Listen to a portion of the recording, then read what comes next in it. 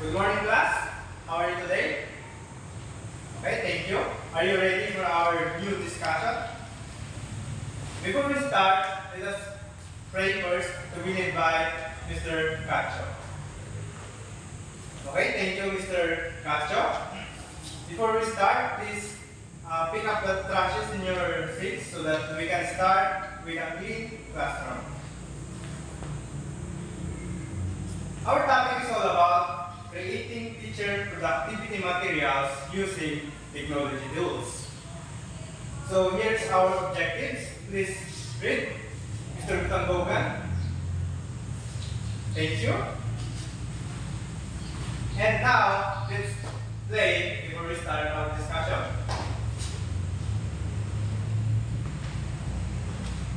Just guess whatever the logo that will be in our screen. So let's begin.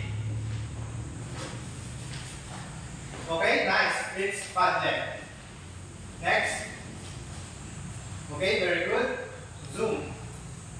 And then next. Okay, Duolingo. And then next, Google Workspace. And last, yes, Adobe Spark. Okay, before we begin our discussion, here's the question. How do you think technology has changed the way students learn, and what are some potential benefits and drawbacks of these changes? Yes, Mr. Mapili. Okay, thank you for that insight, Mr. Mapili. Give him a round of applause. So let's start our discussion. Productivity materials using technology tools. Okay, please read. Miss Carolina. Okay, thank you. So, based on this, dahil sa teknolohiya, mas magiging madali ang pagkatuto ng mga estudyante dahil mas mabilis sila makakalap na informasyon. At dahil din sa mga tools na ginagamit, mas mai-improve ng isang guro ang kanyang skills sa pagtuturo. Ayon yan kay Gus K. 2017. And then next, please read Mr. Carlo. Okay, thank you. So, base sa lumabas na pag-aaral ni na Chen and Tsai, dahil sa integration ng tools, technology tools sa education, mas nagiging maganda, mas magiging maayos ang learning ng mga estudyante. So, ano nga ba yung mga technology tools na ginagamit? Una, interactive learning platforms. So, meron tayong dalawang interactive learning platforms, which is, una ay Kahoot.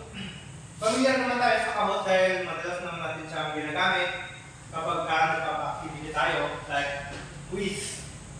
And then next, Quizlet. Si Quizlet, siya yung tumutulong sa isang guro na magbigay ng engaging na mga quiz sa mga teacher para sa mga estudyante. Okay, next. Number 2, virtual classrooms and discussions.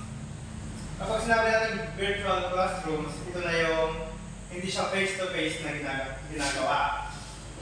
Una ay Zoom. Pag sinabi natin Zoom, ito yung video conference or sa bahay lang gumagamit ng internet at phone para magkaroon ng connection between the teachers and the students. And the next, Google Meet. Google Meet ay pares lang din kay Zoom. Mas madali lang din siya gamitin. Virtual classroom din siya kung tawagin. And then, third, collaborative platforms for skill practice. Okay, Google Workspace. So, natin paggawa ng mga activities. Kaya, kabisado natin kung paano gamitin ang mga ito. And then next, Padlet. Si Padlet naman, nagpunod niya yung collaboration sa loob ng classroom gamit ang internet or virtual world ng paggawa ng requirements or activities. And then next, number 4, adaptive learning tools. So, meron tayong Duolingo. Pag sinabi natin Duolingo, ito yung applications na tumutulong sa isang estudyante na malaman ang iba't ibang languages. Okay, next, Socrative. Si Socrative, parehas lang din siya kay Quizlet. Gumagamit din siya ng quiz at tools para sa mga activity na gagawin ng teacher. And the last, content creation and skill development. Meron tayo, Canva. Si Canva ay ginagamit siya sa malawakang paggamit dahil kompleto ang binibigay niya resources at mga instructional materials. Next, Adobe Spark. Ginagamit naman si Adobe Spark sa pag-edit ng mga video at kahit sa mga pictures. So, yun naman ang 5 technology tools na magagamit natin. Ngayon, meron tayong mga questions. Meron ba kayong questions about sa ating na-discuss?